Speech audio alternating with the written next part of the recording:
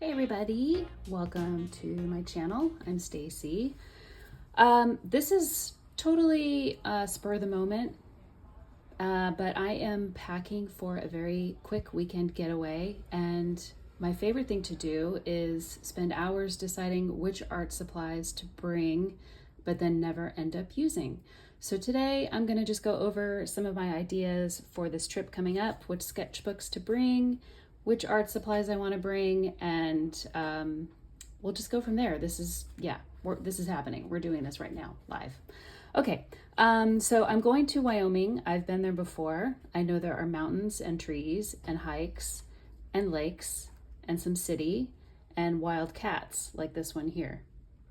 Thanks, Coco.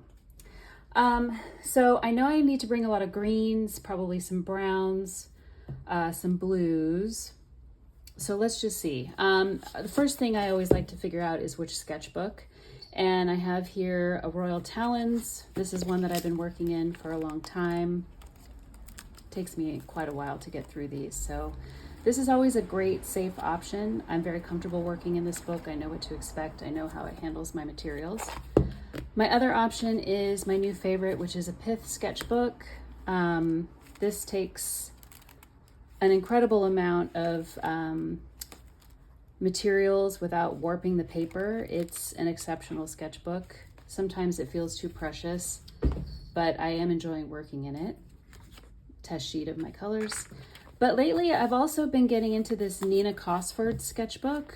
And I know it's not necessarily meant for mixed media, but I don't know. There's something about the shape of it that I'm really intrigued by and the feel of the paper. So I might be leaning towards taking this one.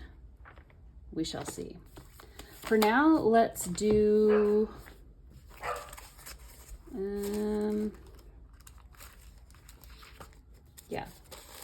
let's do our test in the Royal Talens. So I always start with paint because that's my favorite medium, and I typically use gouache. So I have these palettes here. These are the Art Toolkit palettes. They are amazing travel palettes. I have them in all three sizes because why decide, right? And the beauty is obviously that you can replace the pans with colors as you need it. So this is kind of my go-to. I mean, this is the one I usually keep on my desk. And I apologize for the shaking camera, but it is what it is. This one is the one I put together for this trip. This is a very limited primary set, basically. I'm not gonna take that one. This is the one I'm leaning towards. So paint brushes, I'm gonna use these travel water brushes, probably just this one. I like to just lay down big areas of color with paint and then go over it with colored pencil and other materials. So I am going to take this big brush, and then I have this smaller kind of fine paintbrush that came with, it's a Cotman watercolor, came with a Winsor and Newton set, and I really do enjoy this size for kind of details. So let's just do some swatching really quick. So yeah, that's white, you won't be able to see that. This is Titanium Buff Watercolor. So this palette is a mix of watercolor and gouache. Let's see, this is going to be Vandyke Brown Watercolor, good for trees, good for landscapes. This is a Payne's Gray Gouache. It's actually a really beautiful, it's got a lot more of a blue tint in it. This is Holbein Gouache, one of my favorite colors. This is probably also a Holbein Ultramarine, another one of my favorite colors. This is Holbein, I'm not sure which color this is. Leaf green, maybe? No, maybe not leaf green. I'll put it in the notes. This is a primary yellow. Look at that, how gorgeous. This is Winsor and Newton Naples yellow. Lovely as well, very buttery. Isn't butter yellow like the color that's all hot right now? This is a new one. This is Winsor & Newton Watercolor. It's an orange red, kind of like that. Winsor & Newton Flame Red. This is watercolor, this is gouache.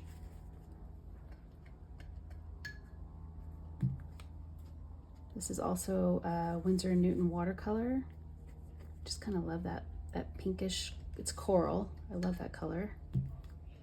And this is also watercolor. I'm guessing it is Daniel Smith Red Oxide. Now I have a mix of gouache and watercolor for no other reason than I just like these colors, and this is the paint that they happen to come in. I use gouache a lot like watercolor. I use it, I like to use it very thick and opaque, but I also like to water it down. So this to me is a really good palette. I've got like warm colors, cool colors, lighter and darker shades. I don't really plan on adding more green paint because I can always mix my greens using the blue and yellow. Either the light blue and the yellow or the ultramarine and the yellow, or even the Naples yellow would make a nice green. So I feel like I'm pretty good with my paints. I'm not going to actually make any more adjustments to the paint. Now I do have a few Tombow brush markers, and the question is whether or not I will also bring greens. Honestly, I don't know if I'm going to have enough room. Tombow 761. I just really like that color. N60 is a gray. I'm on the fence. This one is a definite. This is Tombow 553.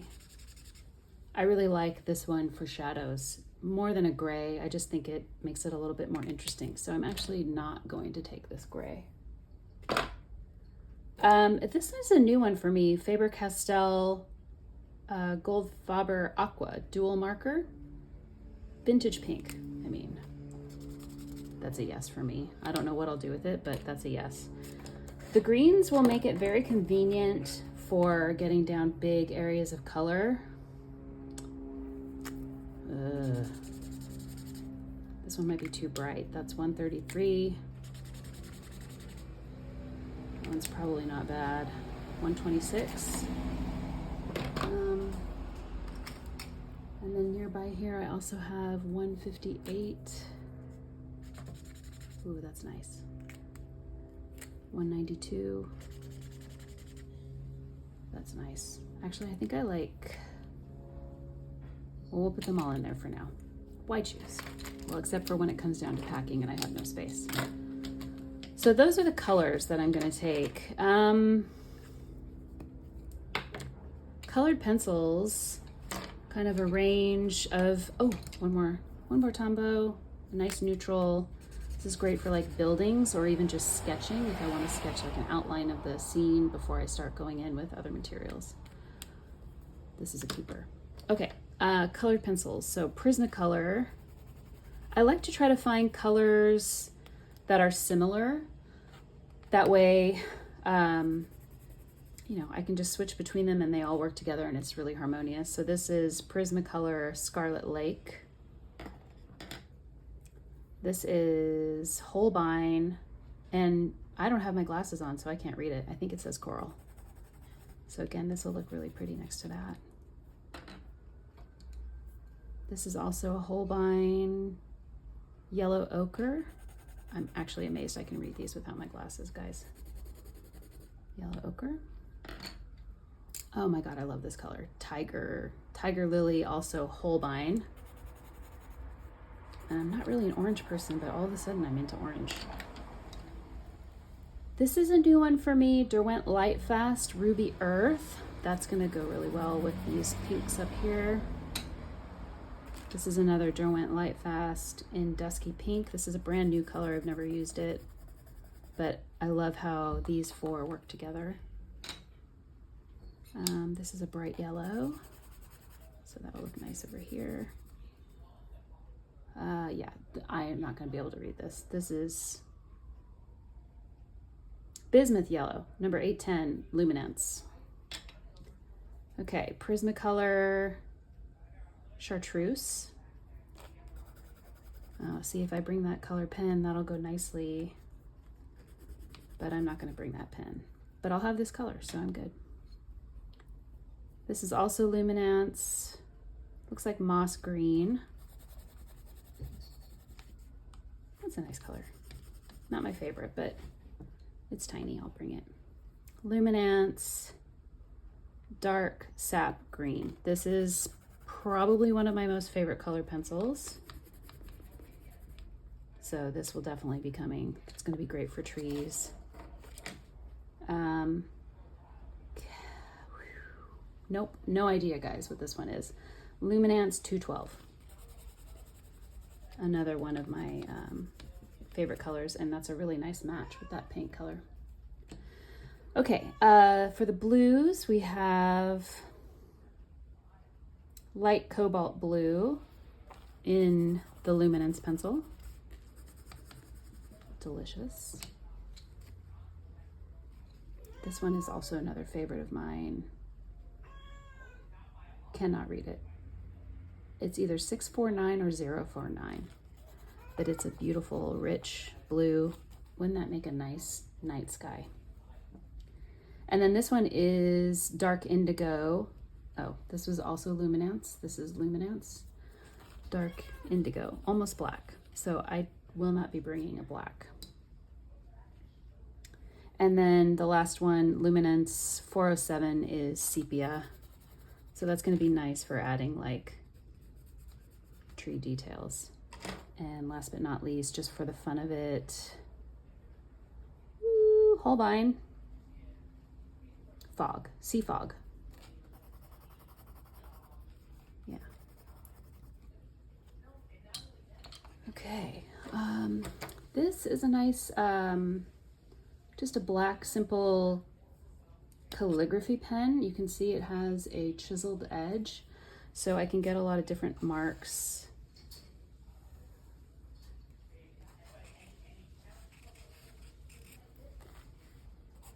I just really like it for the versatility. I can, highlight larger areas really quickly.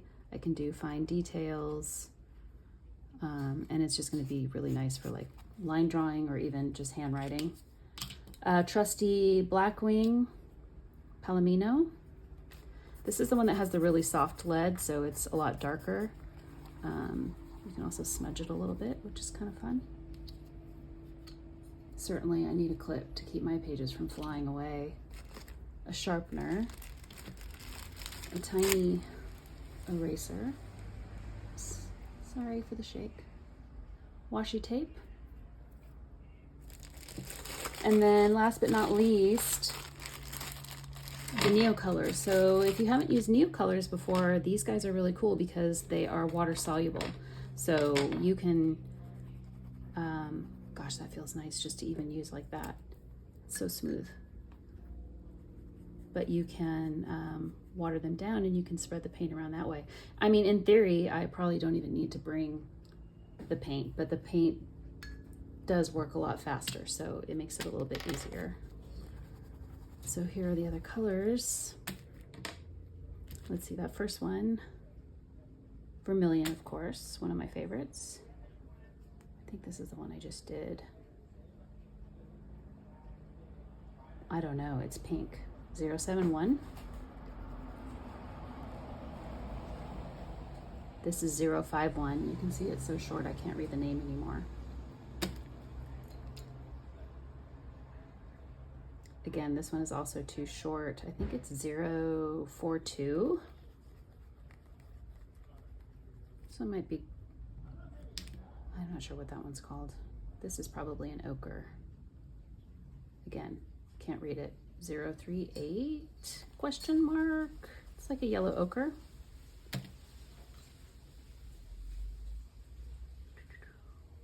Can't read that one either. This one I think is Chinese green. See, that's going to be nice because I don't have this pen. I will have this pencil, but if I need bright areas where the sun is like hitting a tree or something, that'll look really cute. Same with this color here. This is olive, light olive. Gosh, it just feels so nice just to do that. Let's just take a moment and do that. Chromium Oxide Green. Okay, I mean, that's going to be really nice with all these colors.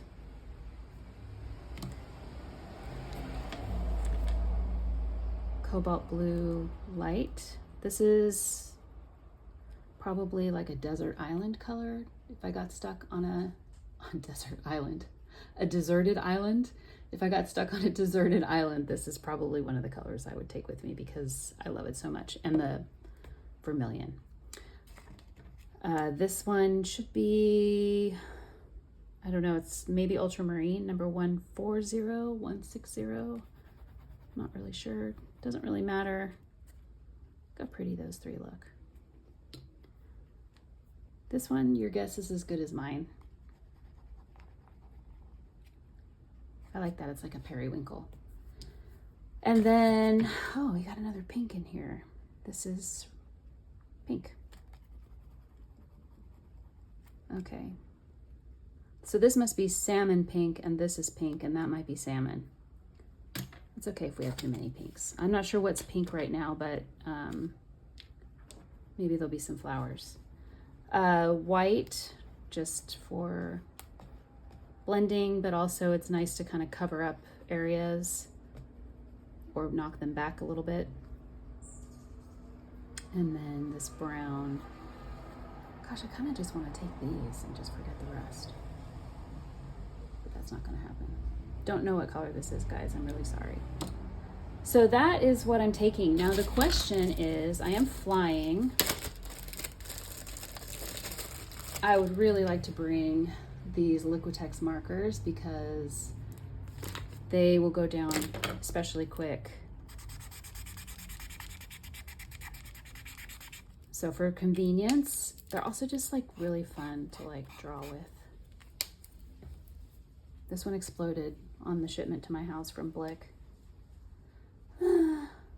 Hooker's Green Permanent. This one is my absolute favorite, Cobalt Blue. I love that color. When you rub it in like this too, you get some really cool textures, and then you can work over the top of it.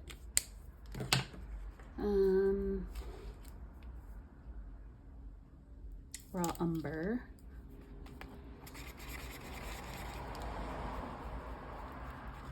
That's a nice one. And then white for the same reason, to, you know, kind of cover up the mistakes, knock them back a little bit. So that's the gist of the materials I'm going to be taking. Now the question is, am I going to put them in this beautiful Sendak roll? Will they fit? Question mark. Maybe. Or I have this plastic bin, which feels like a little bit too much, but what's too much really? I know for a fact everything will fit in here, and these markers fit nicely, which is kind of an incentive in and of itself to use this, but it is pretty thick to have in my backpack, and it's going to make a lot of noise. So one of those two things will be going, and then I'm also going to bring this little pack here if I need something like on the go. I don't know how you guys are, but if I travel without a sketchbook, I feel it's like like Linus with his security blanket. Like I just need to have it. So this would allow me to just take very few materials and latch it onto the sketchbook if I want to just go for a quick hike outside, but I don't want to carry a bunch of stuff with me. And I may even for this reason bring a smaller sketchbook, so like this size and a smaller one. I don't know, but I'll be honest with you. This happens to me every time I go on a trip. I spend all this time figuring out what to bring. I have the best intentions. I pack everything and I use nothing. So watch this space. Let's see what we do. Thanks for watching. Again, my name is Stacy, and this has been sort of a travel material spontaneous video, if you will. All right, thanks. Bye.